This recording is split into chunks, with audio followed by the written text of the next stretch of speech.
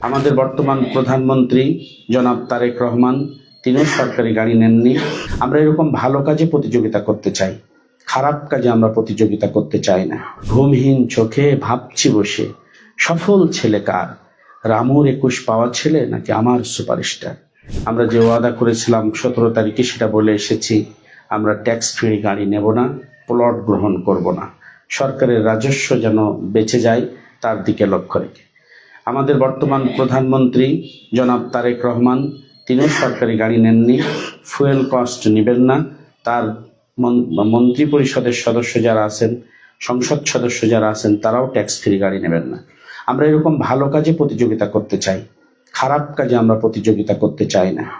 আমি একজনকে মারলাম, সে আমাকে মারলো, আমি একজনকে গালি দিলাম, সে আমাকে গালি দিল, তাহলে একটা প্রতিহিংসার সমাজ আমরা পাবো, যেই সমাজে আমার সন্তানরা বেড়ে উঠবে, যেই সমাজে শান্তি পাবে না আমাদের সন্তানেরা।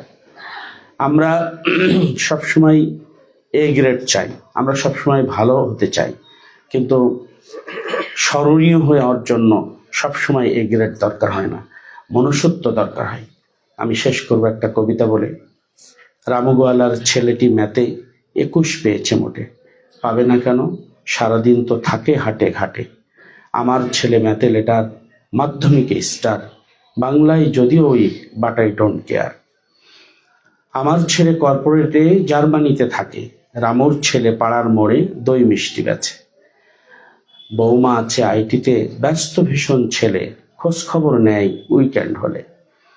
রামু ওর নাতনিটাকে নিয়ে রোজ বিকেলে ঘোরে, আমার নাতনিটাকে আজ বড্ড মনে পড়ে। আজ নভেম্বর 16 তারিখ, চোখের কোণে জল, একলা ঘরে বুড়ো বুড়ি, স্মৃতিটুকু সম্বল। হঠাৎ কে নাড়ছে কড়া, দরজা খুলে দেখি দাঁড়িয়ে আছে মিষ্টি হাতে রামুর পোলা। সে পোলা কয়, মেসোমশাই আজ নভেম্বর 16, আপনাদের বিবাহের অর্ধশত হলো। ঘুমহীন চোখে ভাবছি বসে, সফল ছেলে কার, রামুর 21 পাওয়া ছেলে নাকি আমার সুপারস্টার।